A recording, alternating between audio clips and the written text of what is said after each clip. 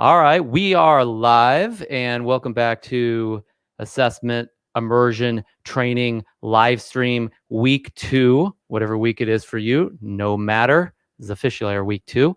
And if you've never been in one of our Master Coach University trainings before, we do these live streams not because they're the main training, but because they're adjuncts. They're additional ways for me to share detail and synthesis of what we've been working on and talking about, to really help to piece together some of the maybe slightly missing pieces that are just left in the lack of time that we have together in our actual training sessions themselves. And it just also gives me a chance to really flesh out more depth into the training elements within these master level trainings. I mean, these immersion trainings are meant to really cultivate the highest level of coaching skill and what I call a coaching discipline as humanly possible. So we're really here to integrate and then deepen our understanding of some key elements of, in this case, the discipline we call this is assessment coaching, which is basically just coaching utilizing a tool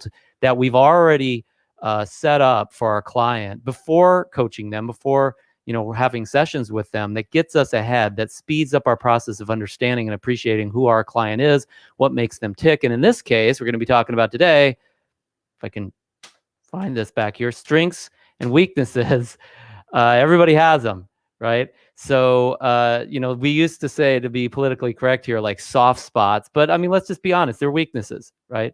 There are going to be areas where you're weaker, comparatively speaking, to someone who's strong in that same area, and vice versa. So the point that you're going to really get driven home today, and we're going to do some demonstration around some use cases and some areas that you will actually find in your psychographic profiling tools. So we can, and here you go, Robert, you're getting more. Thanks for being here. Good to see you, Rosalie, as well. So anyway, your strength is your weakness, as it says here. Let's get to it. The thesis is pretty stark at this point. Your client's strength is also their weakness, and your client's weakness is also their strength. So how can a weakness, let's start with this one, because this is usually the harder one to get for most of us personally. And sometimes I think this could be hard, or maybe a bit of a stretch, for seeing this in our clients as well. So how can a weakness be a strength? How can a weakness be a strength? Well, I'll explain it by taking you to a movie that some of us saw, some of us didn't, called The Disaster Artist. I actually just saw this. I didn't see it when it came out. And I just saw it like 6 months ago, something like that, maybe a little bit longer than that. And this is it's a very unique story. I mean, there are a few stories like this, but this one I think really stands out. It's a story of this just immensely horrible young actor.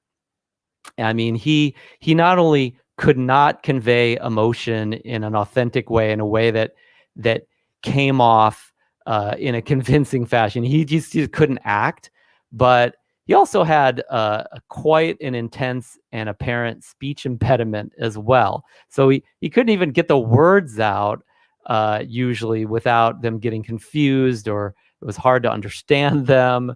And so, the beginning of the story is mostly him just struggling as an actor, and then trying to make this movie, and struggling to get it made, and bringing people along with him, and trying to inspire people to support him. And he was just throwing money at it because there was no one was really supporting him. They were just getting paid, right? And he pulled a few others along for the ride. And so he tries to make a movie, bottom line. And it's horrendous. He finally finishes the movie. It's the worst movie anyone has ever made. And he goes, he does this big opening. He has a screening of this movie, and he really wants to make it big. He wants to be loved as an actor. But as you have figured out by this point in the movie or the story, or just hearing me explain it to you, check out the movie, watch the movie. We all know what's going to happen. We all know that he's a weak actor. He's a weak speaker. He's a weak communicator. I mean, he's weak. He's really, these are his weaknesses, right? Where other people are strong. He's not Matthew McConaughey. He's not, Brando. He's horrible, right? So this is a weakness. And so he does the screening for the movie, and the theater fills up. And as the movie's going on, people are just laughing, and not in a good way. They're laughing about how horrible it is, how bad this movie is. And he's distraught. I mean, he tries to leave the theater. He flips out. He's thinking his entire life is over, because now he knows he's weak in this area. He didn't really know before. He went to acting class, and people kind of egg him on a little bit. People are trying to support him in getting better. Nobody's really explained to him that he's a horrible actor, or if they have, I think they might have once or twice in the movie. He didn't buy it, right? Like, he didn't really get it. I mean, he was just overly optimistic, probably believed in himself maybe a little too much, possibly. And so he's leaving the theater. The movie's almost over. He knows he's failed at this point. And his friend comes out and says, look, you got to come back in the theater. Can you hear it? Everybody's applauding. And he hears this applause. And he comes back in the theater, and everybody's applauding him. And he's like, no, this is wrong. Everybody hates me. I'm a weak actor. I'm a horrible speaker. Obviously, I mean, look how people are reacting throughout the movie. I've failed. That's basically where he was at, because he knew he was weak. And I think something, and again, I'm paraphrasing the movie. Watch the movie if you really want the straight dope. But basically, his friend tells him, look, who cares why they love it? They love it. Maybe they love it that, it's crazy, or it's weird, or it's laughable, or something like that. But did you want to be like a great actor, or do you want people to like make people happy and entertain them and have them really love you for something? And you could see like this happening within his mind, him wrestling with hating himself, hating his weakness, but in the same moment realizing that the very thing that he thought was so horrible, that was so weak, and that other people have probably as well, actually gave him this moment where people are totally loving him and applauding him and celebrating this monstrosity of a movie, basically something that gave satire, right, to the subject that he was trying to be. He thought it was serious, right? And so finally, he accepts his weakness, i.e., his strength. What was so weak for him in his bad acting, his bad speaking, and just this horrendous performance, people loved the imperfection. They felt the absurdity of it. They could see the satire in somebody doing that so horribly compared to something done artfully, right? And so it became a strength for him. And what made that a strength was not that it was so well done. What made that a strength was that it helped him to win. So think about a strength like this. So like if you think about strength that it's not measured by an arbitrary measure of performance, but it's something that actually allows you to get from A to B, that actually allows you to get what you're after, what you really truly want, authentically, assuming it's really authentic, then almost any weakness could be a strength in the right context. Does that make sense? So now, how can a strength be a weakness on the other side? Well, I'll give you an example just from my own life. One of my natural strengths is that I'm extremely in-depth. You could call it in my disc, which anybody who's in our training knows that I'm very high C. I'm very detailed, and so call it that I can be really profound about something and go deep with the subject matter and get drawn into the rabbit hole, so to speak, and explore every nook and cranny of it. Right? That's a strength for me, and that manifests. It manifests in coaching sessions where I got to go deep with a client. It manifests in trainings, as some of you who are in my trainings know. You know that there's no stone left unturned. You really learn everything that there is to learn about that area, and gain the knowledge that it takes to achieve mastery in that area. Depth of content. Hell, in these live streams, I mean, I don't necessarily take, a week to prepare for these live streams, but I still cover a lot in a short period of time. So that, call it profound or in-depth or detailed, that's a strength for me, and it manifests in a lot of different ways. Give you an example of when I first saw this strength. I'd been working on mastering my own coaching skills for years. I mean, like for 4 or 5 years. Probably more than that, probably like 6 or 7 at the time. And this was my first time in an academy for trainers. This is for people that were going to join Tony Robbins on his leadership team to rush into his seminars and kind of convert the people and transform them and kind of be where Tony could not, because Tony was always on the front of the room, and he couldn't talk to all 2,000, 5,000 people. So he had this trainer body, this leadership body that would go in and would work with every individual or small groups and really kind of lead everybody in a divide and conquer fashion. And so this is my first time actually in the academy where they like taught you how to be one of his clergy, and so they were doing this handoff where they're having us do what they would call interventions, basically coaching, right? Like to transform somebody. And they were saying, okay, we want you to do these certain steps, and they want us to be creative with it and just come up with what we could come up with. And I had a very in-depth level of skills. I was already kind of a master of this area, and I could get to profound transformations very, very quickly, and with depth and with precision as well. So different coaches were up there trying to transform somebody and doing a variety of different things, and some of it was working, some of it was kind of half-baked and not going that well. And they, somehow, I don't know if I raised my hand or they had planned to call on me or whatever, but I got up in front of everybody and I performed some really profound coaching. And everybody was just handing off really, really quickly. And when I was done and they handed it off to somebody else, there was this spontaneous applause that came from like, a couple hundred people that were in this trainer academy at the time. Nobody else got that, right? I mean, there might have been like a woo or something like that, really small. And so, I sat down and everybody around me was like, wow, you did amazing. And, I was just like, oh, whatever, no big deal. But that was a strength, and it was such a strength that I did not really fully recognize it. Other people recognized it. I did not, because it was something I had lived with my entire life. And it just happened to manifest in this area called coaching at that point.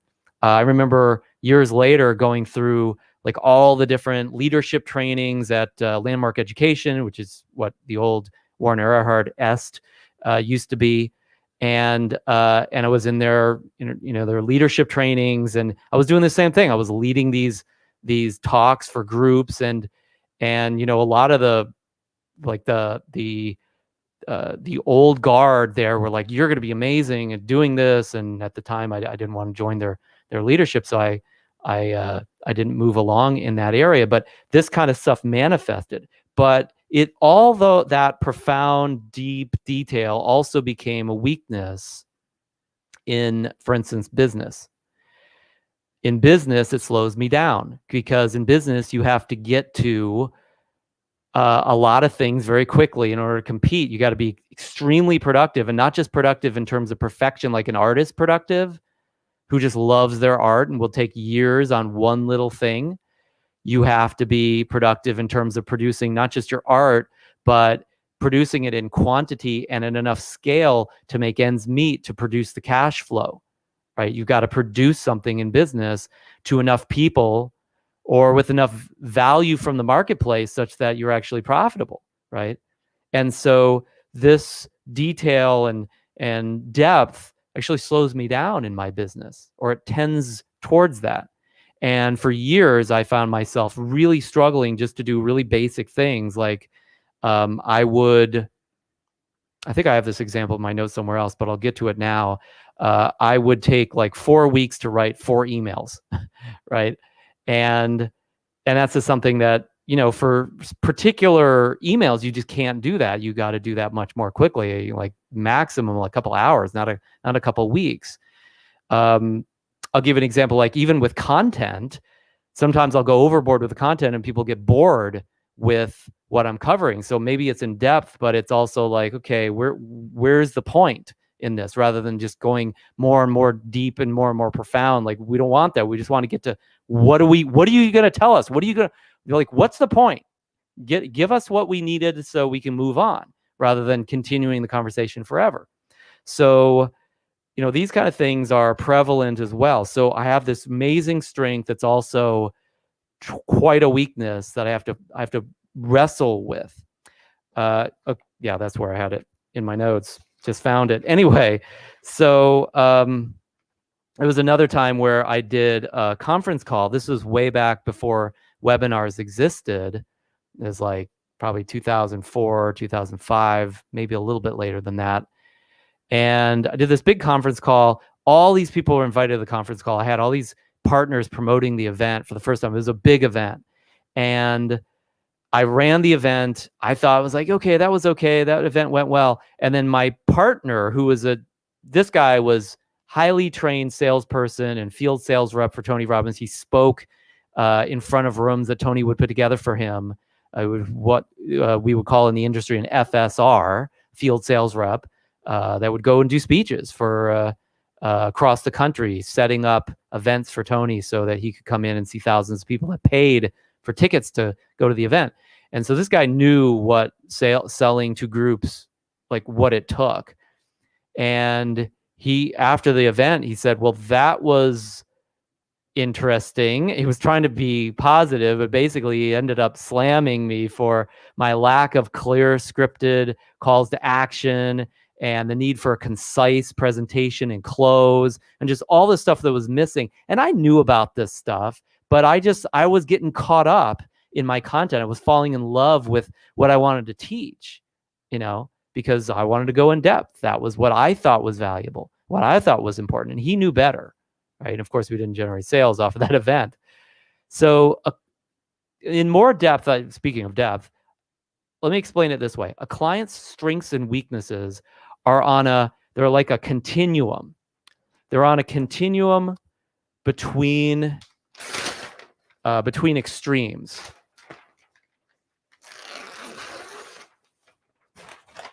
They're on a continuum between extremes. So your client's strength costs them something in the opposite extreme, while the weakness gives them something that the opposing strength cannot. I'm going to say this again because, speaking of profound, your client's strength costs them something. It costs them something in opposite context, in a different context where the strength doesn't pay off for them. It actually costs them something. So we have these extremes. You have a strength versus a weakness. So if somebody's really strong at, like dominating a conversation, well, they're going to probably be very weak at like relating to people, right?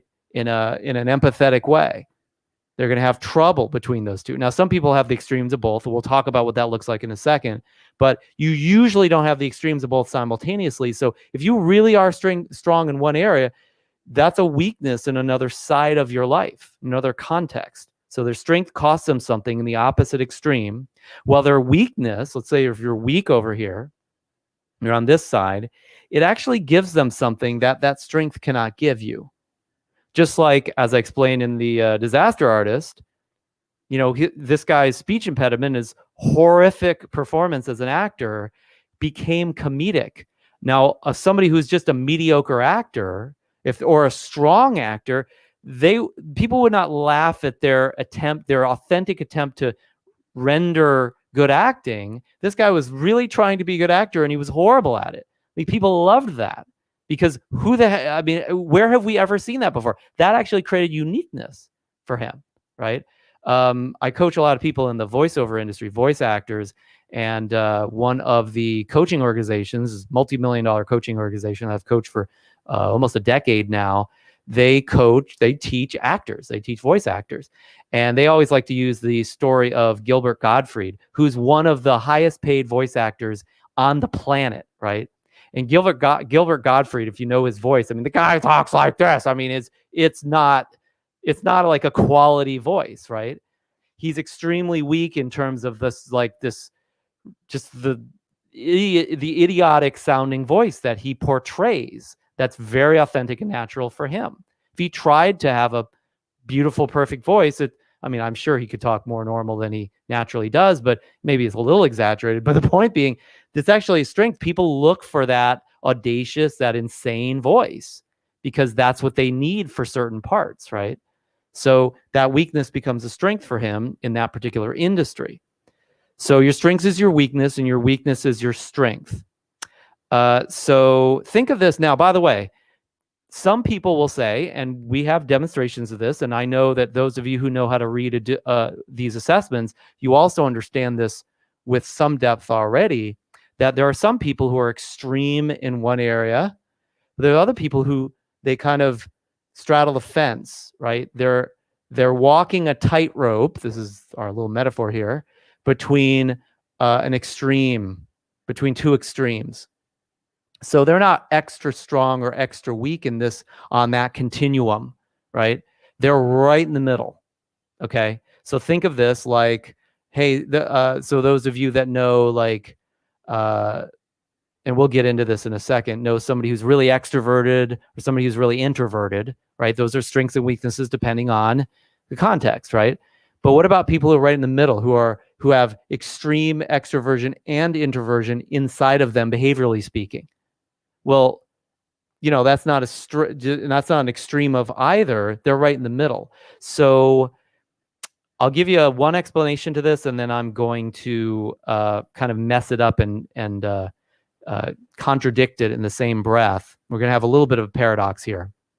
But consider that if somebody's in the middle here, like a tightrope walker, you're actually, as a tightrope walker, you're at your highest point when you're at the extreme ends of the tightrope, right? Because these are held up by these stanchions, by these supports, right? So if you're extreme on the weak end or extreme on the strong end, you're going to have contextually some strength and challenges, of course, as well. But these are high points that are most easily, like, you can see them clearly, right? That you can see them coming. It's obvious what the strengths and weakness is. But in the middle, if you're right in the middle of both of those, on the middle of the tightrope, the level sags, right? Because nothing's supporting. And so gravity is constant. Gravity is pulling this person down. And so actually somebody who's straddling the fence, so to speak, right in the middle of two extremes, there's a weakness to that as well. There's something that's weak about that, in that you might have confusion between these two extremes and not knowing where you really fall. You might try to do both. And maybe you can, but maybe that's not a good idea to do both, contextually speaking. There might be confusion or too much complexity to be able to make a focus for someone who's straddling the fence. I mean, the old scene in Karate Kid with Mr. Miyagi, I can't remember which one this was, but, Daniel's son was trying to make a decision, right? And he said, I don't know which one to do. I could do this. I could do this. Like, somehow I have to do both. Like I have to make it all work. And Mr. Miyagi said, Daniel-san, stop. You go on one side of road. Okay. You go on other side of road. Okay. You go in middle of road, squash like grape, right? And his point was, look, I mean, pick a side, but if you try to straddle this fence, it's going to cost you something. You're going to get crushed. You got to make a decision here, basically. Now, we know also in the same breath, and this is where I was going to kind of contradict what I just said, there are times when straddling the fence is probably the best thing as well, to compromise between two extremes. So although there's a great lesson in this metaphor of saying, hey, being all things to all people could be a recipe for disaster, it's also true, contextually speaking, that just like this, let's call this a weakness, right? That I'm in the middle, and so this is gonna be a weakness here because I'm being pulled down. There is a mirror image of this. There is an alternative dimension, so to speak, and So there's a mirror image of this tightrope walker, right? I guess they're upside down, right? Really.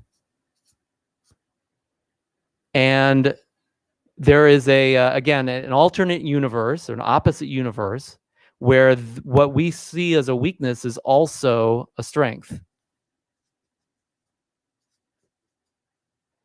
And so where somebody might be highly extroverted, that's a strength, but also a weakness because they're like impatient, or they always have to be around people. They can't just be alone and do their work. Or somebody's really introverted and they can never be around people, and they really have a hard time conveying and communicating with people, being influential. And then somebody in the middle, well, they're confused. They don't know which one they are, so they don't know who to hire. They don't know what job they should be doing in their career. And so they're straddling the fence. There's confusion and complexity, and they're kind of twirling around. That's a weakness, but also simultaneously there's a strength in that alternate universe, which is they can combine lone wolf work with very, very social work, right? So I'm a great example of this. I'm extremely extroverted and introverted. I'm very people oriented and very I love my alone time as well. So my strength here, because I also have this weakness as well, but my strength is I can be by myself like an introvert for hours and hours on end and plan out like this presentation, for instance. But simultaneously, I can get together with you or get together with a group of 100 people, 500 people. I've done keynotes, 500 plus people, and present this information in a social way where we can interact and we can pitch and catch. And I'll love that too, right? Now, so I have a strength to be able to combine both those areas, and that's lovely. But does it mean that I'm not maybe a little deflated after a presentation because I'm also introverted? Sure. Like it costs me energy, whereas extroverts they could do it all day. They can't get enough. It gives them energy, right? And then simultaneously, if I'm alone for too long, I'll feel dead inside. I'll feel lonely. I'll feel aimless. Whereas a lot of people could be alone all their life and they'd be fine, right? So there is your strength is your weakness on an extreme level. Your strength is also your weakness in terms of the way it impacts limitations and opportunities or improvements in performance when somebody is straddling the fence, when someone is in the middle, so to speak. So speaking of in depth, I'm sure that's probably somewhat paradoxical, but that's part of what you've got to be able to embrace as we work with psychographic profiling and actually coaching somebody, because you can't just talk to your client and say, wow, you're weak, you're weak, you're weak. You got to say, hey, you're also strong. And here's some areas where you're weak and strong. And here's how that manifests. So you've got you've got 2 weak areas here for any client in any particular continuum that you got to consider. You got 2 strengths you got to consider as well. And so these are readings that you're going to need to be able to convey to your client and coach them through. All right, so we had a comment, but if they reach true mastery of walking the tightrope, they can do it without the balance bar. They possess agility, ability to tap into both extremes and capitalize on both simultaneously. Yeah, really great. That would be a really great rendition of the strength, like that mirror image, that strength version. Hopefully that's what you can do with your client, right? You can work with them on where it's challenging to combine the introvert and extrovert in us, let's say, or the people person and the loner, right? And have both of those extremes available and understand how that actually is challenging for us, how that makes us weak. But simultaneously, what are the things that this person can do that will bring them into this other dimension, that will capitalize on the best of both worlds, that will combine these, will put them in a state of mind where they make the best of both of them. Not always simultaneously, but again, like you said, have agility to jump to this higher tightrope. Not everybody does that. And that's part of the problem. You're going to get a lot of clients a lot of times who literally the reason why they need your coaching is because they're down here dealing with their weaknesses in between 2 extremes and they don't know who they are. They don't have a clue. Or they're just challenged with that because they've always tried to balance these 2 areas. Like I've always been the nice person. I've always been a bad boy too. Or I've always been, high level, but also detailed. I've always been driven, but also very, very hesitant and conservative, right? Like, how do you deal with that? Well, you're the coach. You got to work on how could that be a strength? And then what are the processes that would move them up this ladder, so to speak, get them on that higher vibration, if you will. And does that also mean that they'll never ever go back to these lowered vibrations where it manifests as a weakness? Of course not. In fact, if they're growing, if they're moving to the next level in their life or their business or the relationship, they're going to have more regular experiences where they pop back down to this weaker, confusion-y area because it's new for them and they're in a spin and they haven't planned it out perfect, let's say. And that's why you as the coach are there to support them in moving back up, even when they're not prepared, even when they're not ready, even when they're a little scared, or even when they're a little frustrated, or whatever the emotion is for that particular profile. Let's see. So Rosalie says, so the extremes can be transformed into agility depending on the stage of mastery, from unconscious incompetence to unconscious competence. Sure, there are going to be places where once this is going to be done consciously first, right? Chances are it's going to take some real, moves and struggles and planning and work to get to these strengths, and then eventually becomes who they are, at least in context, right? A role that they play. Yeah, so as Rosalie said, this is a little bit of quantum duality, both 1 and 0 at the same moment, right? You've got, like, this all exists simultaneously. And by the way, even the most, let's talk on a C continuum, like the rules continuum. We're going to get to that in detail in a second. But let's say you've got somebody who's really, like, their strength is rules. They're really rules driven. And they're extreme with rules, right? Inside of every heavy duty rules follower is a freaking rules breaker as well, right? They've divorced themselves from that person. Now, by the way, that could be because of behavioral tendency. That's maybe somewhat genetic, right? Or it could be because of a value structure that supports that, right? But there is a part of them, that's the other side of that can come out. It may not be their tendency, but that's available to them. It's available to every one of us as well. So there's duality there, even at the extremes. And then once again, for somebody that's in the middle, there's duality between the challenges that is associated with, or the weaknesses that conveys, and the strengths that it brings to light as well. So does this make sense? Any questions about this? Please let me know. And let's get to some examples. Let's actually get into the knitting of this. I'm not going to cover every single continuum and extreme that these profiling tools cover. That's for you to work on, for us to get into in training. But the point in this particular live stream is to just get my client's strength is their weakness. If I get a client, they're really intimidating, they're really rock solid, and everything's just perfect, there's a weakness there too. It's the other side of that. They're too perfect, or they're too solid, they're too rigid, right? I mean, even without a tool, you can conceive that. You can get that. So we shouldn't ever be intimidated by a strong client. And we also shouldn't ever be like disappointed in a weak client. That weak client that's depressed and crying all the time and helpless, like, they attract people to help them. That's probably why you're helping them. They're really amazing at that. That's a tremendous strength and a skill. We want to leave them there? Of course not. But, you can only really start with success with a client. So you want to make sure you see the positives. And if they're too darn positive and that's taking away your ability to coach them, or making it so they can't communicate with somebody or can't communicate with you, you got to get on top of that immediately.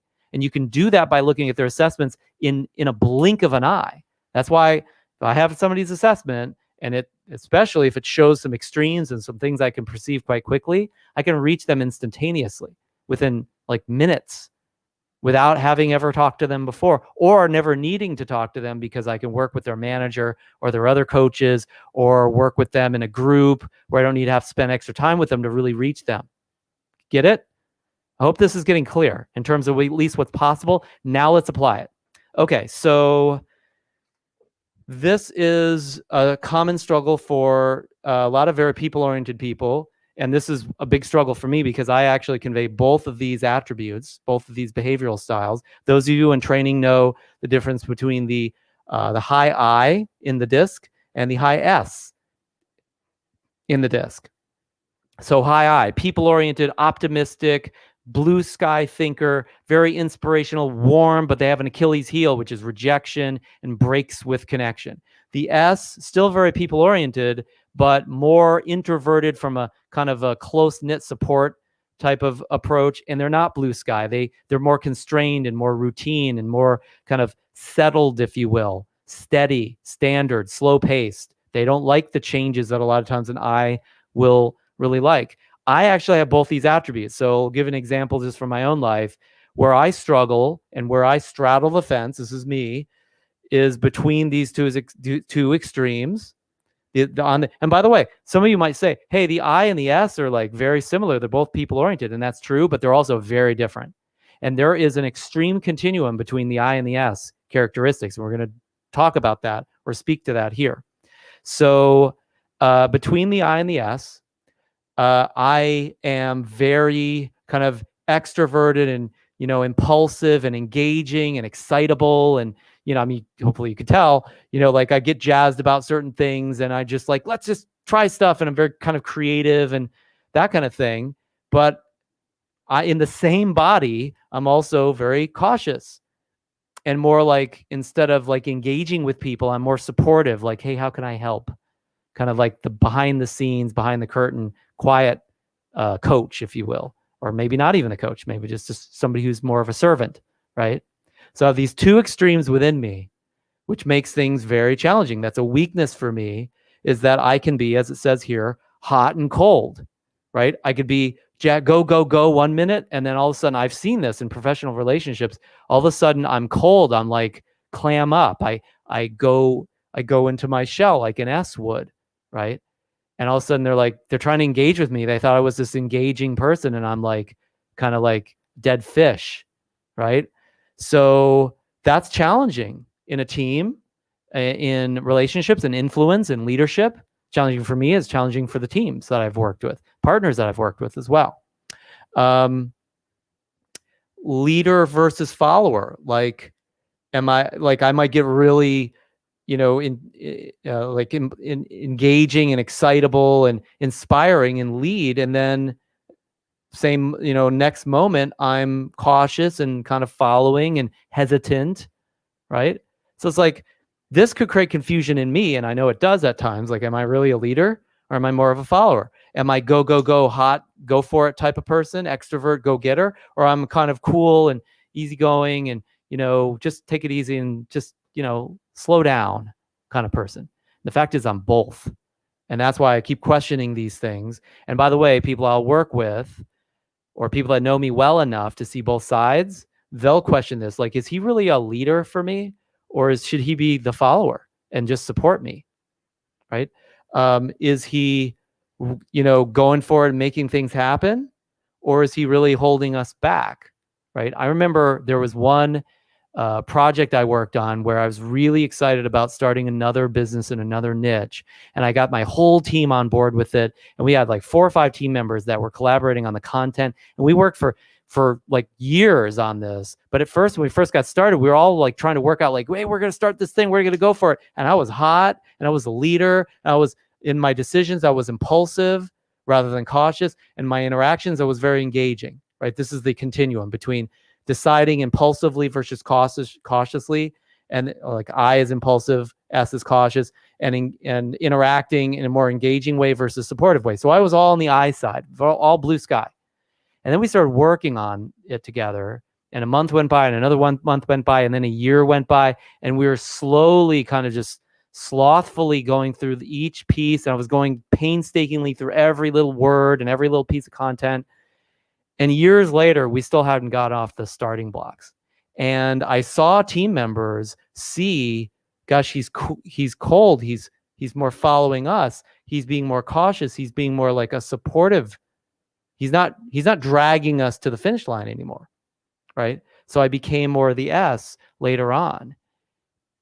And that project didn't go anywhere, really. It ultimately died. And I, at the time, I was like pointing the finger, like lack of engagement from my team. It's like, well, I was the supposed leader of that team, and I did not drive things forward. Now, part of that wasn't just this split. I mean, this is part of what made it challenging for us. There's no doubt. Part of it was I didn't understand at the time how to actually make incremental progress in such a way where we could go to market quick enough. And that was a hard skill that I lacked at the time as well. This is more of an esoteric side of it.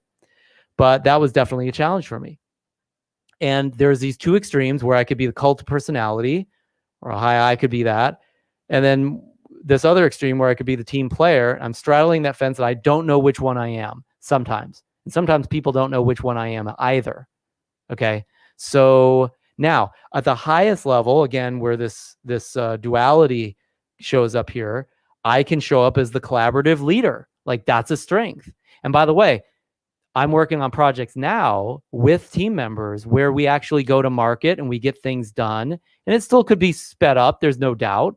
But we're actually hitting the ball with the bat and we're making money off of those things, right? Because I've learned how to get past this downside and this kind of overly cautious aspect where I can still collaborate from being a great S, but I can also still lead as well. I can balance those pieces in a positive way. I could be a collaborative leader or a servant leader, right? And that's the way that in positive business relationships, I can tend to show up by bringing people together and getting actually getting things done as well, not just inspiring and then coasting, basically. So, but this is definitely an area where I tend to struggle. So that's one continuum, though. The I is the opposite of the S from a perspective of decision-making, impulsive versus cautious, and interacting, engaging versus supportive. Make sense? So is your client, or are you more of a supportive interactor or an engaging interactor where you chatty and, high level and, just all energy, ball of energy? Are you more of an impulsive decision maker and just like, let's just try it, it's all good, versus a cautious decision maker? If you're on one of these extreme, you can see where the strength would be and where the weakness would be. If I'm a brain surgeon, it's probably a good idea to be somewhat cautious as a decision maker, right? But if I'm, like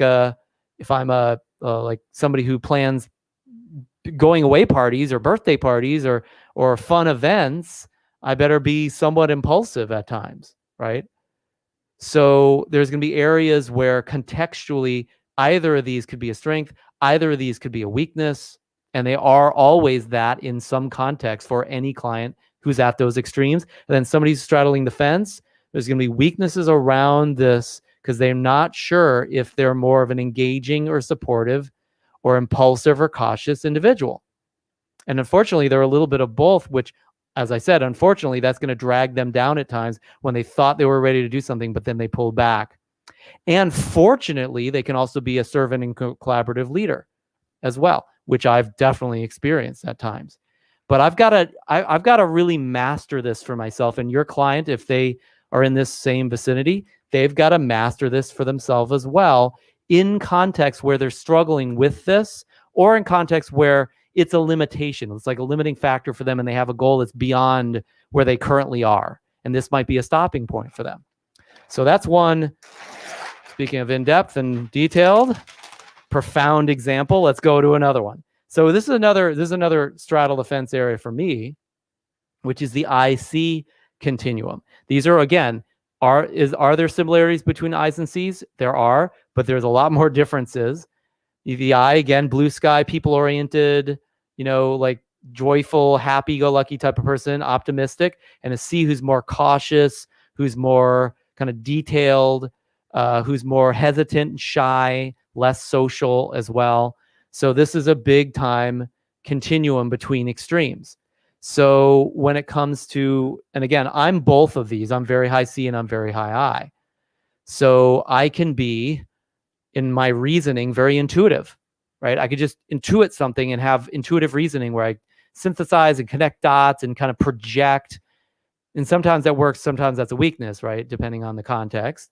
And then other times I'm very hard-nosed evidence reasoning, like show me the money, show me the facts, show me the exact detail here, right? So I can construct this and know it's correct before we make a decision. I can be either of those. Unfortunately, as I said, that the weakness around being both of those is I end up being the nutty professor, right? I'm like really intuitive and creative about things. But at the same time, I'm a mechanic and I'm It's hard to be both those simultaneously. And so I'm usually one or the other. And then that creates an absent-mindedness, a lack of conventional conscientiousness that I need to have in business, especially, right? So there's a weakness there. Now, at the same time, when I can transcend that and move to that next alternative universe, I can be the creative genius. I can be the Einstein of my craft. You know, Einstein was intuitive and evidence-based, right? He knew his science and he understood his math at a basic level, at least. He wasn't the best math student, but he got it. He worked his butt off to make that happen so he could really get that. And then he was extremely intuitive. He became a creative genius in areas of intuiting what was true and then proving it with the evidence, right? So he could bring those two together and he could gravitate to this amazing, like, creative genius level, right? I could do that at times in my coaching or in my presentations or in the trainings I run. In certain interactions, it comes through me, you know. And when I'm in the best state and I've really got my brain moving, so I let that come through me without stopping it by being too evidence-based or overly intuitive even, then it's tremendous what can happen. And that doesn't necessarily happen every time, but I can learn my way through of mastering this transition to creative genius from nutty professor, right? And coming off this way isn't the worst thing in the world, depending on the context. So again, the extreme I is a creative empath. They're empathetic, they're creative, they're caught all over the map with somebody, but they really can go deep with somebody on an intuitive basis. And somebody who's more C is going to be more mechanical and precise. So if you're in the middle of those, it's good to combine those at times.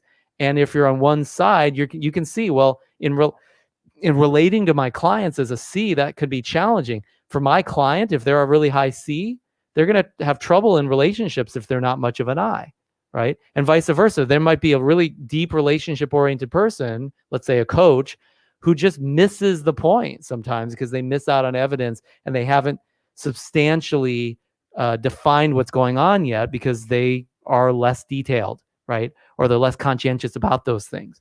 Or a client like that, right? So you can see great strengths on both sides, great strength on the combination of that, but still there's weaknesses on both sides. And there's a weakness for being, you know, the tightrope walker as well, if that's you. So if you have a client, and this is the point here, I want to get in the mechanics of this so you can get this. If you have a client that's 100 I, but they're also 100 C, or they're really high above the line in both of those, think about this continuum because they are conflicted.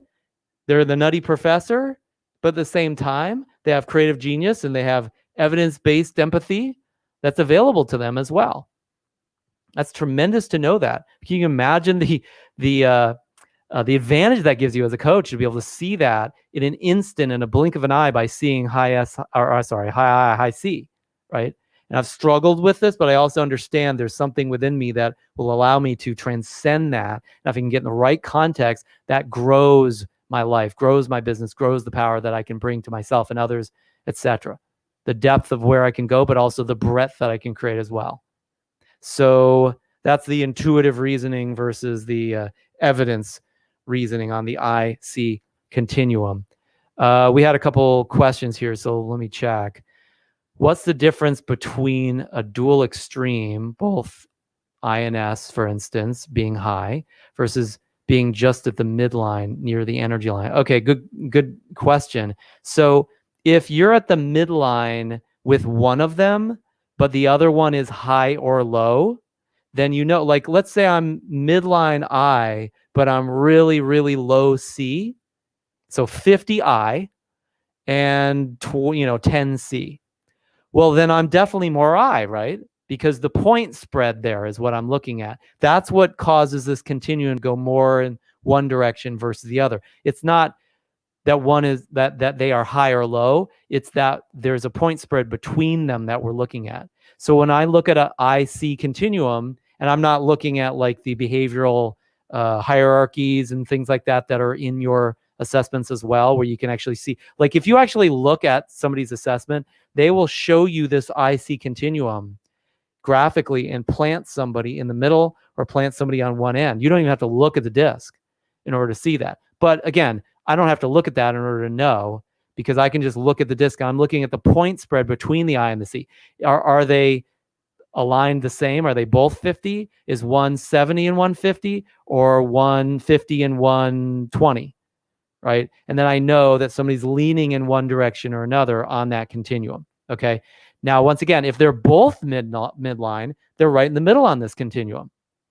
Okay. So that's the point of this. Like, we're not talking about whether someone's high in one of these or both of them. We're talking about where they fall between these two extremes, because these are like pulling in different directions in terms of the difference between how somebody reasons in this case, let's say, or how somebody interacts, or how somebody makes decisions, right? We know that between these different continua, and that's not based upon whether something's high, low, or midline. It's based upon the point spread between the two. So you don't have to think about that midline issue when you're looking at this graph specifically, or you're intuiting it from looking at the point spread between the two. Now, that said, if somebody is midline in anything, that does not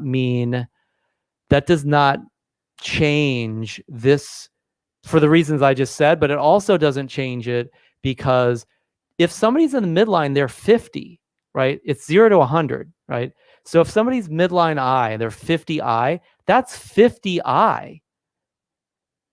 That doesn't make them low I. It doesn't really make them that high either, right? But think of it not just on like they're either people-oriented or they're not, or they're either optimistic or they're not, right? Or they're more realist, pessimist, or they're not, or they're more kind of loner, go it alone, or they're not, which would be the low I characteristic.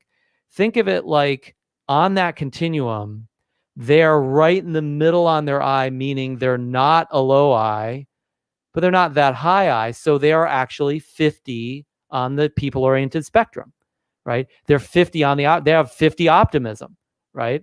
So that gives us a tremendous understanding of where they are with their I. So if they're 50 as well on C, and so that doesn't make them low evidence level or low detail orientation, but it doesn't make them high either. They're right in the middle. There's some detail orientation there, right? That somehow they had to answer those answers on the assessment to get them to 50. Like that means something. Even if they were 40, that's low. That's a lot more than 2. Right? So let's say the C was 50 and the I was 50. Well, then where would they fall on this continuum? If you answered right in the middle, you won. You won the quiz show, because they're equivalent, so they're straddling the fence. But if this one's 50 and this one's 2, then they're going to be over here. And if this one's 50 and this one's 2, they're going to be over here. This one's 90, this one's 50, they're going to be over here. This one's 90, this one's 50, they're going to be over here. Right? So it's all about the point spread there that we're talking about on these continuum. And again, these are continuum between two different traits. Are there continuums between, let's say, and again, I'll just draw this here for simplicity's sake. On the I, can you have, a higher I and a low I, right? Can you have that as a continuum, just the I alone? And nothing else? Of course you can. That's what we read when we read a disc. We read the I, 0 to 100, right?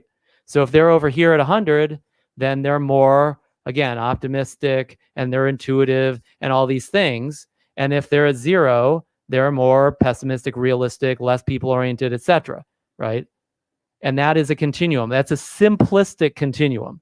And it's one that I know for the most part, you probably already understand if you've been studying with us, because you already got your graph reading down. Okay. So that's a more simplistic continuum than what we're talking about here.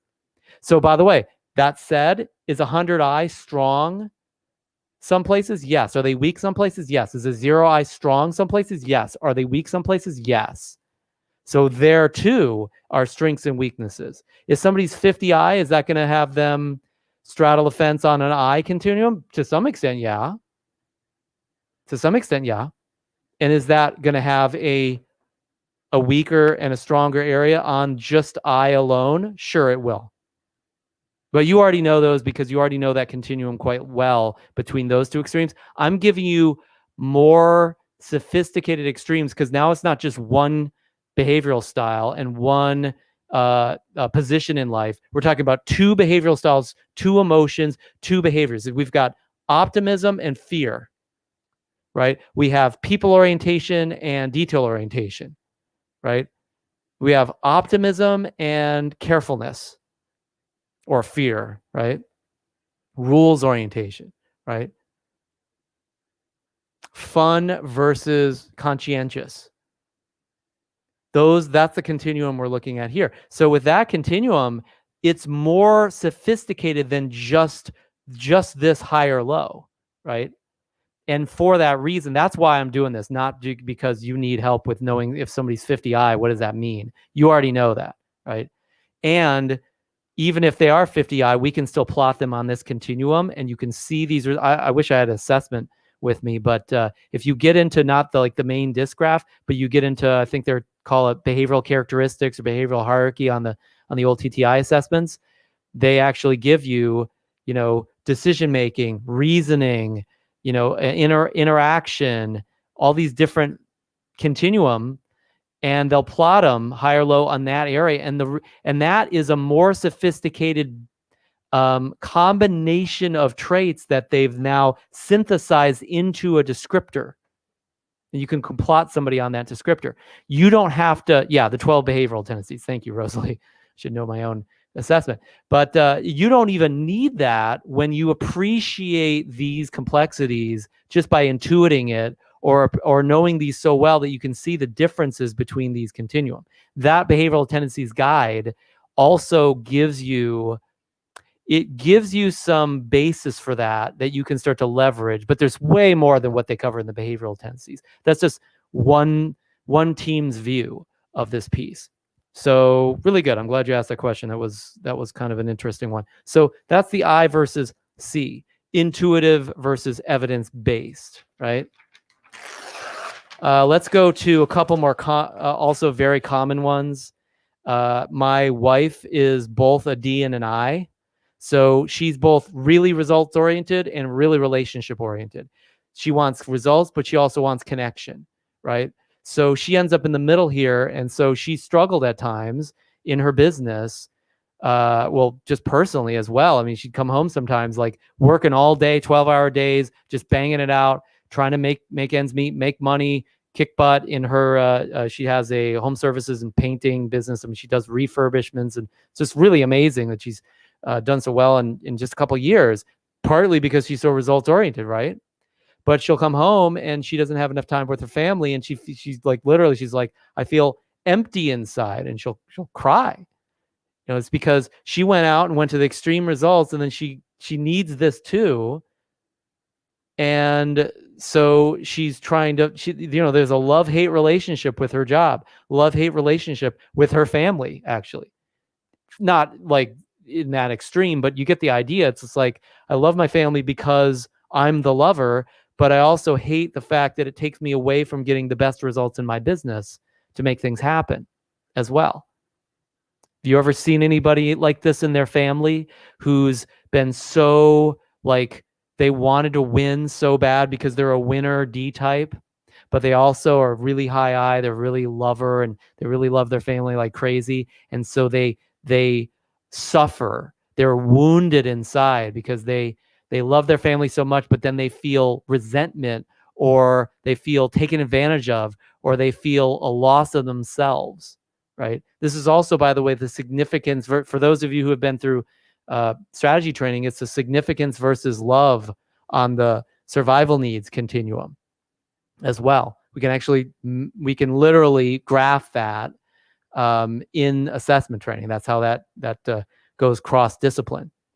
But coming back to this discipline, I have a client right now I've been working with for years, and she is so results oriented, but she just loves her son like crazy. And he's kind of in that place where he's a teenager and he really needs a lot of support, and he's not quite confident yet, and he just wants to do what he does, and he needs mega amounts of attention and support in order to just make it in society at this point, because of the complexities that he faces in Western society. And she's trying to do everything she can to help him to master his life, which is impossible at that age. But a mom will do that sometimes, who's just a lover.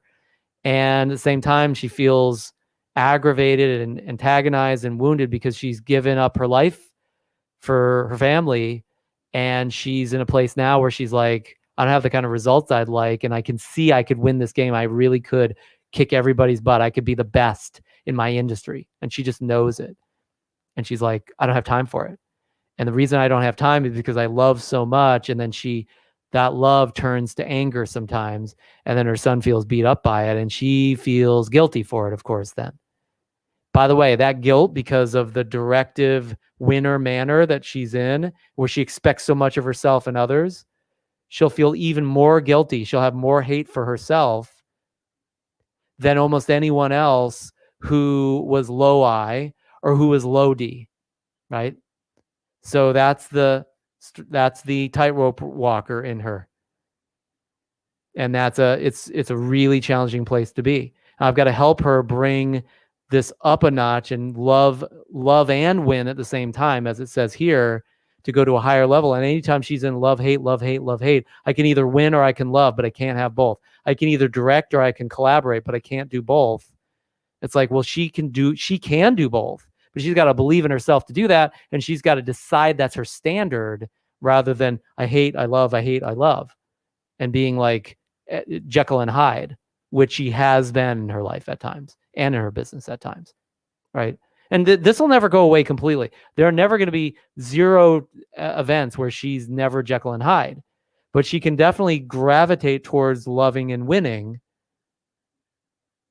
and also be able to go to any of these extremes of being the ultimate winner and directive, or be the ultimate relationship connector and be collaborative, right? Winner versus lover. So anyway, coming back to my wife, like, she's had those times where it's just like, I can't win and I can't love, or it's like I'm alone and I win, or I win, or I'm together and I'm loved but I'm losing, right? And I could totally empathize. Consider, I mean, this is not my particular tightrope walk, but I've seen a lot of people who have had that challenge. And so I can support her in that. I can also coach a client who's in that space as well. And you're going to get a lot of achievers that have this issue, as this tremendously have this issue. And they're going to be very charismatic leaders at the same time. So being the extremes of being collaborative and directive simultaneously can be really challenging for a team to try to figure out, is this person leading me, or are they just my chum? Right? And the fact is they're both, and that could be really confusing for a team. Are they going to have results focus or relationship focus? Right? I know somebody who is very D and I both, who is always like trying to be my best friend, and then like a moment would go by and he'd start beating me senseless, like conversationally speaking, for like not being the way he thinks I should be. Right? And I was like really surprised by that. And it's like, oh, that's their D coming out, right? They're not just I. So they will go back and forth between these extremes and leverage those, sometimes in a positive way, loving and winning, and sometimes in a negative way, loving and hating, so to speak. So this is an extreme that people can deal with at times. I think we had a question. Okay. And we had a follow-up to that kind of 50-line question as well. I'll answer that one first. So if the magnitude is higher, but the point spread is negligible, the person experiences inner conflict more intensely. That's a good question. Yeah, I would say generally yes, because think of it this way. If you're really low D and really low I, you're not experiencing a real conflict between those two, because these are both high intensity traits or behavioral styles. So when they're low intensity, they're not going to conflict as much, right? So at least one of them has to be somewhat high to even place somebody on this continuum in a way that really matters that much, right? So if they're both high, this is going to be an issue. If they're both low, probably won't be an issue. Somebody will have an issue somewhere else, right? Same with like SC. If your S and C are really low, your conflict between the two are going to be slim to none, probably. Not going to have that issue. But if they're both really high, they could start battling with each other. And the same for values, I would say, generally speaking. That's a pretty good generalization probably to take on. And if there's a dramatic point spread, even if they're both high or both low, then you know they're going to fall to one side of this continuum based upon whichever trait wins, based upon whichever trait has the, has the 30-point advantage, let's say. So hope that clarifies on that side. All right, so what's the difference between, okay, yeah, we talked about that already. I'm going backwards. I can relate to this surprisingly. Yeah, I bet you can, Robert, because you have some of these. Okay, follow-up question. So the two are about equal and magnitude of each is higher, say S and C. Then the person experiences their inner conflict more intensely. If those two conflict, like S and C are not that conflicted. They're both very introverted. Are they different? Is there a continuum between the two? Yes, there is, because one is more task-oriented, one is more people-oriented, for instance, right? But that's a much lesser conflict, lesser intensity conflict between those two and like an I and a C, let's say, or a D and a C. Those are direct conflict between those two traits. So you want to know which ones tend to overlap more, like an S and a C, and which ones tend to distract or they tend to conflict with each other more, like a D and a C, let's say, or an I and a C. So if the two are about equal and the magnitude of each is high, yeah, they're both high, the person experiences the inner conflict more intensely. Yes, assuming there's conflict between those two, that's very prevalent. Again, I probably wouldn't assign that to an S and a C. IC, DC, DI, DS, those are really the big ones. I would say DC. I think I already said IC. I think those are really the big ones where I'd really be concerned about this continuum. Yeah, compared to the magnitudes being small, which I think we clarified. All right, great. All right, totally got it. All right, let's move on then. So that's the DI continuum. Here's the DC. This one's one of the biggest conflicts. The D, which is more results-oriented and generalist and go for it, and the C, which is more kind of detail-oriented and careful and slow-going and worried about the rules and things like that. These are extremes. If somebody is at one extreme, they're going to have a strength and a weakness. So a D is going to be really strong when it comes to getting goals to happen, making things happen, breaking through barriers. A C is going to be weaker in that area, right? But a D will also be weak in terms of like being patient. Like I've seen a lot of Ds who are like, they're going to go-getters and they can make amazing things happen. And as soon as you put a spreadsheet in front of them and they need to spend 10, 15 minutes figuring stuff out and crunching numbers, they're like, oh, forget it, right? They will literally never get results. I know people in my family will never get results because they're so D and none of C. They're a limited person in their finances, in their business, in their relationships, because they're just so damn impatient. They got all these great results and they got to level 9. They'll never get to 10. Never in their life, even though they're a level 10 type, which every D is a level 10 type. A lot of them fail to ever get to level 10, and they know it's available to them too. That's that's like a racehorse who's got a broken leg. It's really not cool to see. Right. And again, a C is going to be somebody who's going to really be perplexed with results and worried and, bent over with fear and things like that, potentially much more detailed, but they'll be patient enough to do the painstaking work. A lot of times because of that fear, because they're so worried about the results, they're going to prepare. That's the message of fear, is to prepare yourself. That's why people need to experience fear sometimes. Right. So C has a weakness and they also have a strength at that extreme. Now, when we see somebody who's, again, like these two, just to clarify, a D, like for when it comes to instructing, for instance, a D is going to instruct in a directive way. It's like, do this, make it happen, right? A C is going to be more detailed. It's like, here's this 20 zillion things you need to do, exactly how it should be done, right? Step by step by step. You see the difference between those two instructions? It's going to be a very different instructor. Right? Prioritization. D prioritizes results, whereas C prioritizes rules and principles and systems, or at least details, right? So you can see these are very different between each other. You can't be detailed and directive usually simultaneously. And generally, you're not going to be more rules and results oriented at the same time. You got to prioritize one or the over the other generally. So it's really hard to get the extremes of both simultaneously. So somebody who straddles the fence, somebody who's a tightrope walker on this continuum, they're going to go with like a D, but they'll stop like a C. So we call this a go-woe. This is a me conflict. This is a direct conflict. They go and want to make something happen. All of a sudden, their C starts to show up and say, wait a second, I'm afraid. We got to be careful here. And they'll stop. They'll go, they'll stop, they'll go, they'll stop. Now, are there some, like, let's say businesses or industries where that could be really, really helpful? Like financial. You got to go for it and make something happen with finances, but you also got to stop and read your spreadsheet, right? Like most of the top CFOs in the world are both D and C. They need to be able to go and stop.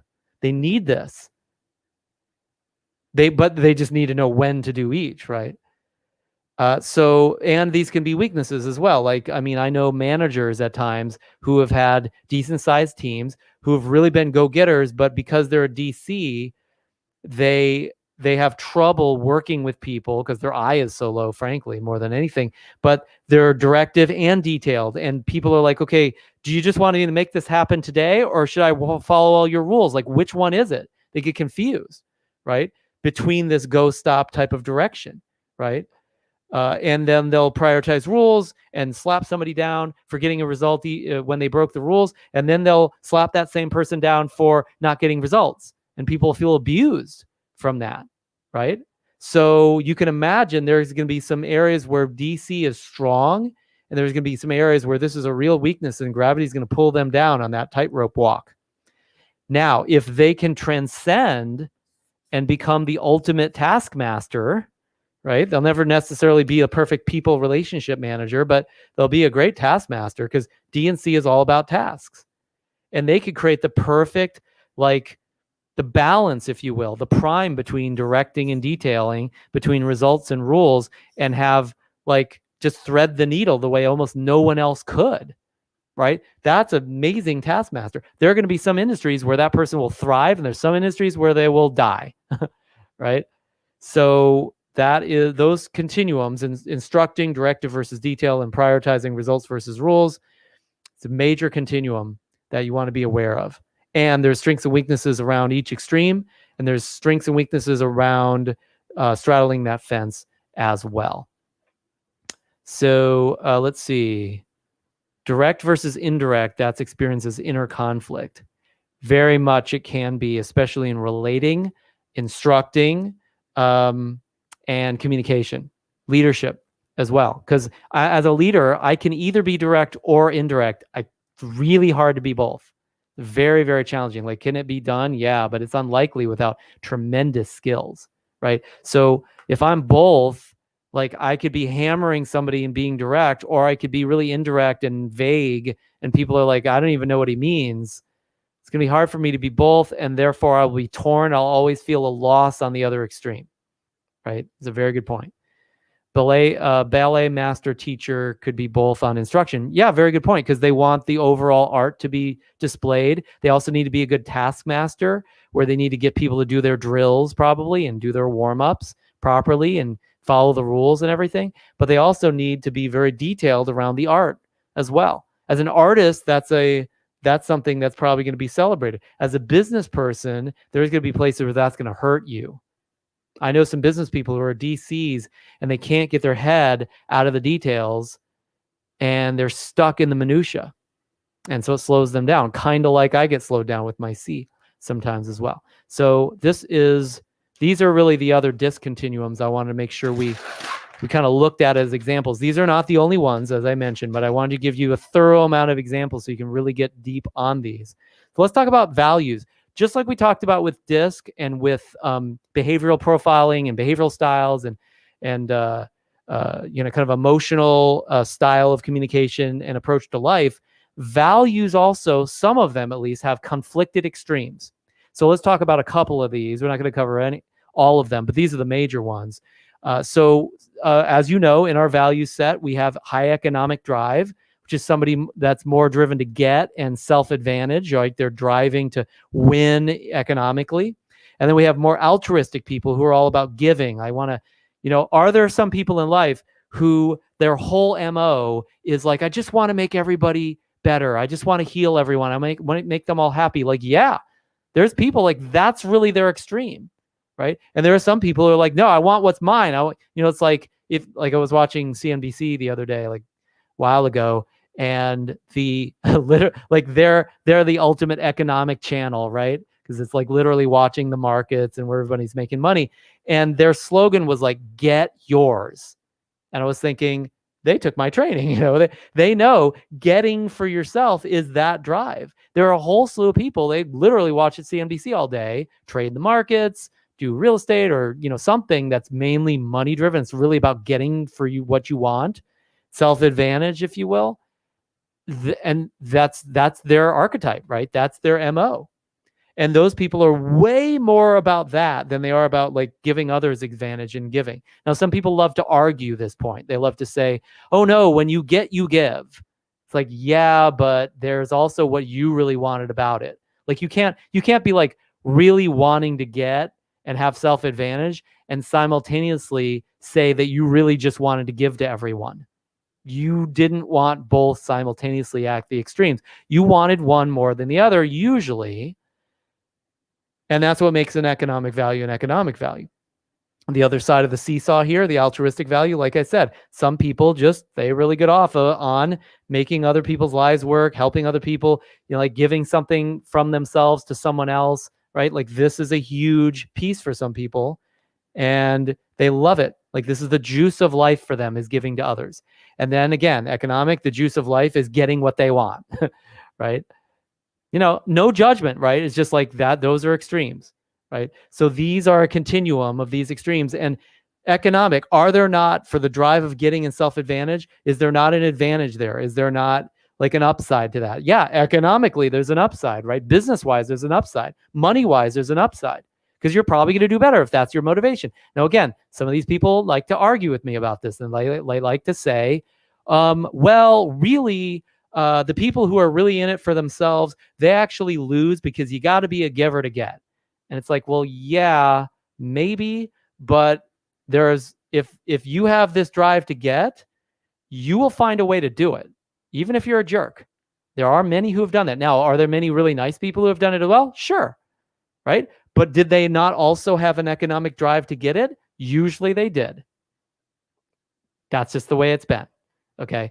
And we can track the results. This is pretty darn empirical, right? And so most people won't argue the opposite with an altruist and say, hey, to really give, you got to get for yourself. Now, we have learned that in personal growth circles nowadays. We know that, hey, if we don't have enough for ourselves, we'll have trouble giving. We can't give others an advantage if we don't have an advantage for ourselves as well, right? It's not a completely zero-sum game here. So that is, I think a fair point. Not as many people argue that because it's not as embraced in our society, generally speaking, but there are some circles that certainly appreciate that factor. So these are strengths. Is there not a strength to an altruist? Like you give to people so much and you'll get the joy of giving, right? Christmas time is great for you. You're going to have great friends who love you because you gave them so much, right? You're not going to mind people taking from you. Somebody will steal from them or somebody will sabotage them and they won't even mind. They're like, yeah, they needed it. They needed it for themselves, right? I'm okay with that, right? Because they enjoyed they just appreciated the fact that someone else got something and there was a part of them that got juiced as a result of that, emotionally speaking. So these are extremes. They have their strengths. Is there a weakness to economic? Of course there is. If you're always after getting for yourself and self-advantage, you're going to miss out on the joy of giving a lot of times. Or people will judge you unfairly or fairly, depending if the shoe fits, right? Altruist, there's a downside to just giving and giving others advantage that people happily take from you, right? You'll attract more takers because those takers will see this person's giving, I'm going to go take, right? You'll attract actually a lot of economics who will take things from you without having any problem with it because they are getting what they are after out of it. And that could actually have you hurt or feel like a doormat at times. So there's weaknesses and strengths to these two. However, let's now straddle the fence. Let's look at if this is pluralistic and you have both of these very high, let's say, so you've got a conflict between the two. The downside of that is you're going to be conflicted and dissatisfied. You give, you're going to be dissatisfied because you didn't get. You get, you're going to be dissatisfied because you didn't give, right? And you're not going to have the extremes of both simultaneously, usually. And you'll be conflicted when you're at work. You're going to feel like you need to be, on the breadlines, helping. And when you're helping out and contributing, you're going to feel like you're not making enough money, right? You're going to be conflicted and dissatisfied. Now, at the same time, can you not transcend all of this rigmarole down here and find ways to create a life, a business, a relationship, a family, an economic model, a system, a government, or whatever, where it's win-win, where you get, and you have advantages, where you also give, and other people get advantage? Are there not areas of life or plans or strategies or ideals or belief systems that'll allow you to create win-win? Absolutely there are.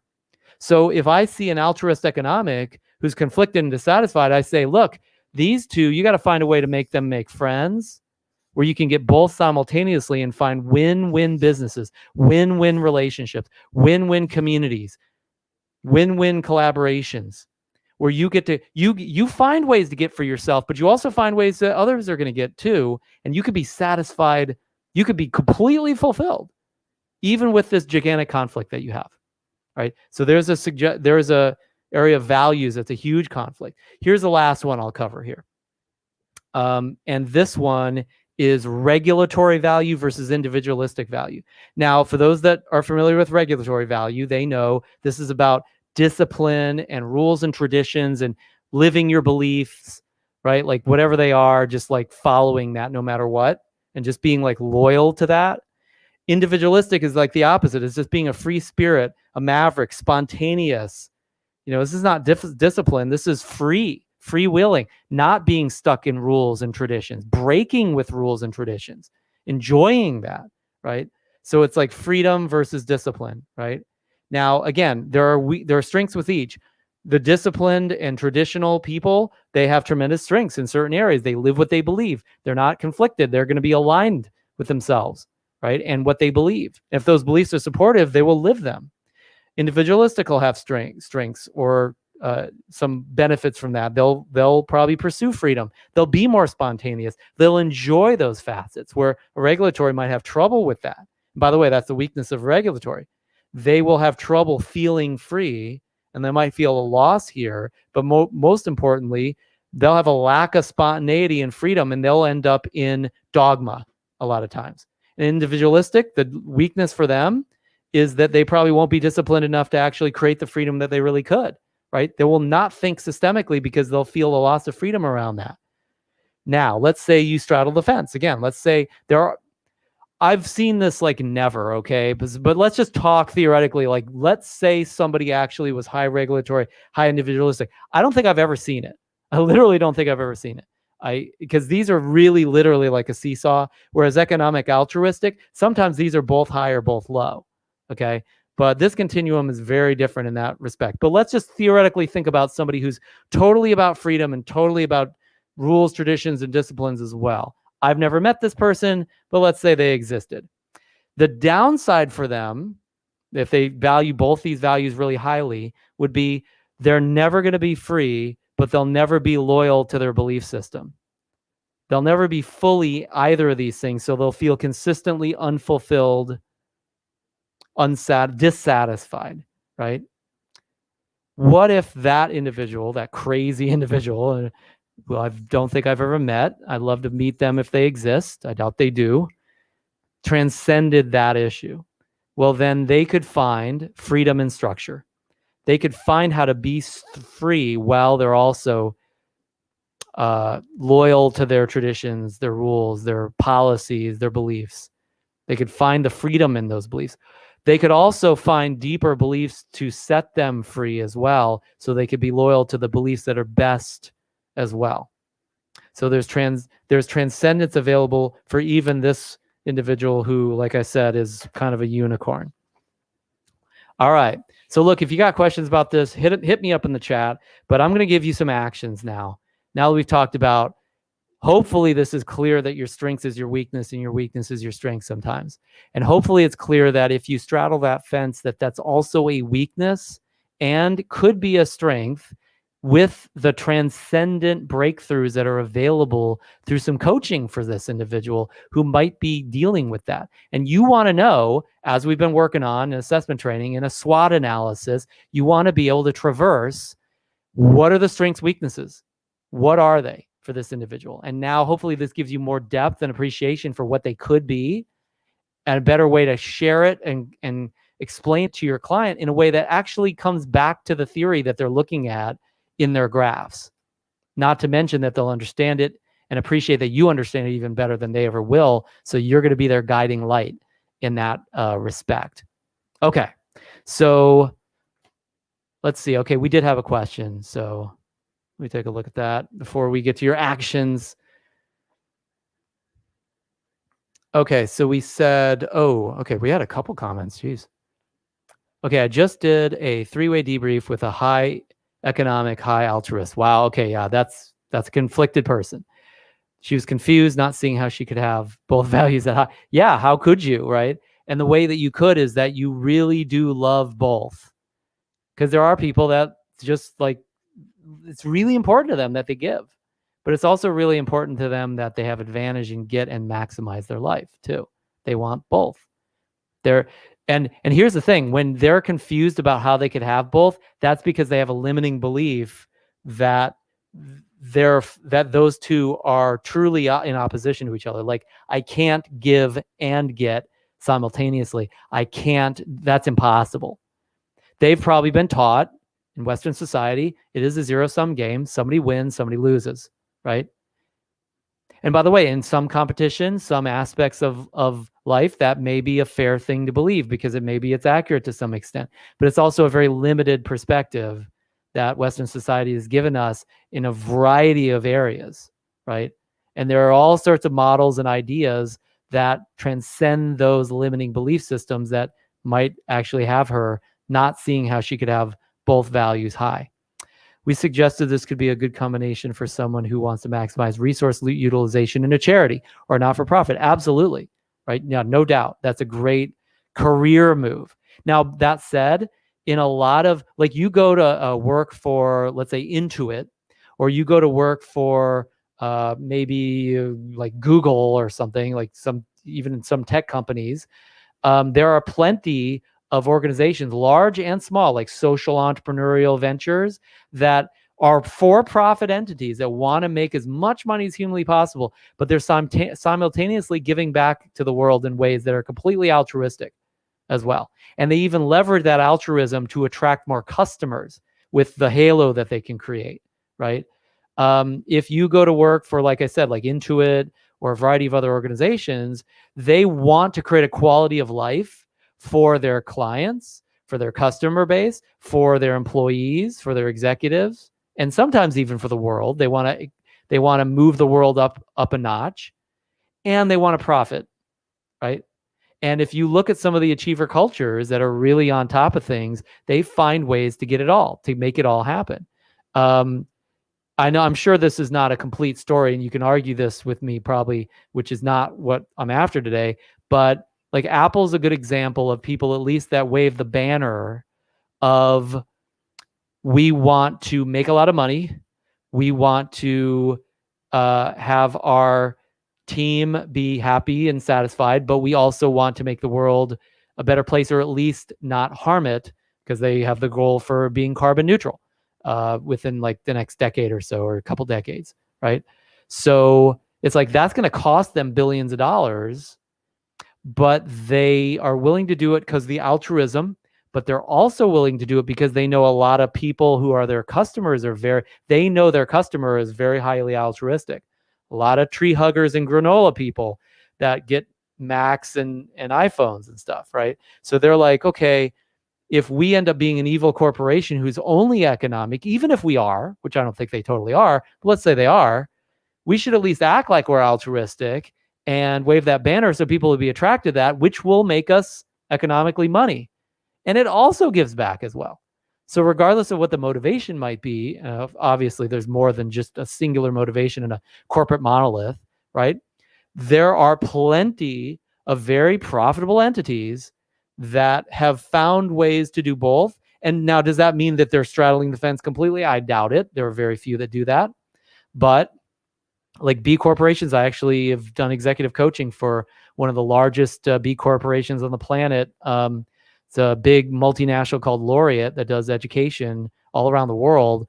And, they have a vision for education and virtual education and how that should make a difference for the world. But they really make a lot of money too.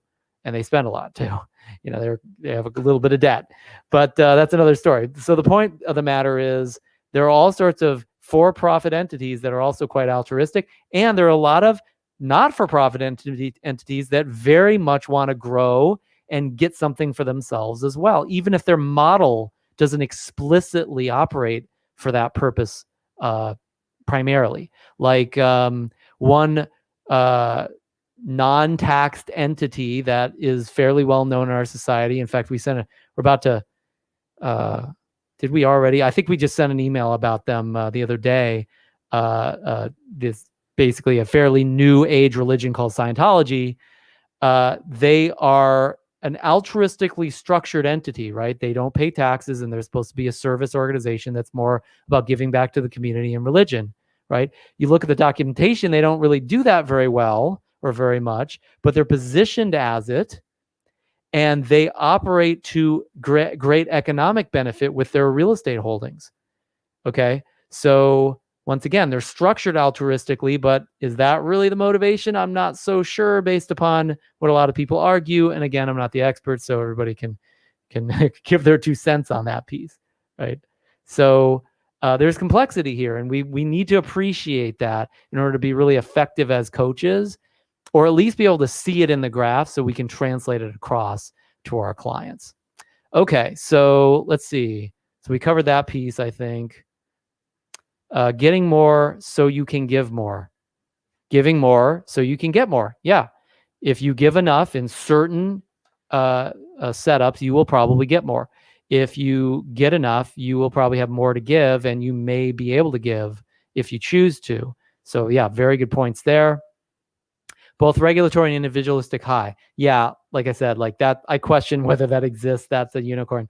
If they live and operate in a world where their rules and structure are the prevailing norm, maybe. Yeah. No, like I said, I literally don't remember seeing anybody with those too high. By the way, part of the reason why that may be the case is because regulatory is just not very often a very high one.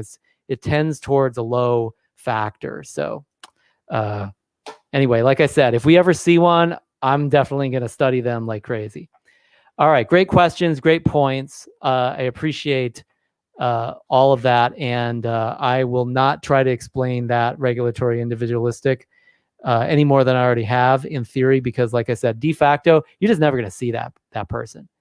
And if you do, bring them to me, because like I said, I want to do an exam on them as well. So here are your actions. Hopefully we've really slammed this thesis home that your strength is your weakness is your strength, and that when you straddle that fence, it's also a weakness and strength. So here's what I'm going to ask you to do. Step 1, look at your clients, look at the graphs. Look at the graphs that you have on your clients that you're coaching. Their profiles, if you will. And by the way, if you don't have graphs, just look at your clients' strengths and weaknesses. Just look at what you already know about them. There's probably some strengths that you will perceive already and weaknesses that you perceive. So write them down. Get clear on them. Step 2, look at the extremes. What's the extreme strength? And then how is that a weakness? What is the extreme weakness and how is that a strength? So what are the really extreme strengths? What are the really extreme weaknesses, right? Just check in with what those are. Step 3, look at where they straddle the fence. Look at where they're the tightrope walker. What is the combinatory benefit, right? What is the benefit that they get from that combination of strengths, or that combination of maybe even weaker points? And then what's the complexity cost? What's the confusion that might show up there? What's the conflict? What's the cost of having that being right in the middle for them?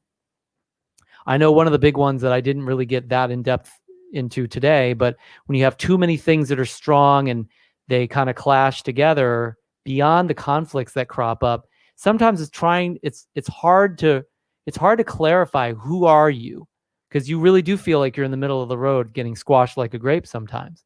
It's like, I don't know if I'm this or that. And if I could only be 100% of one of them, it'd be great, but I have to kind of bring all of them together.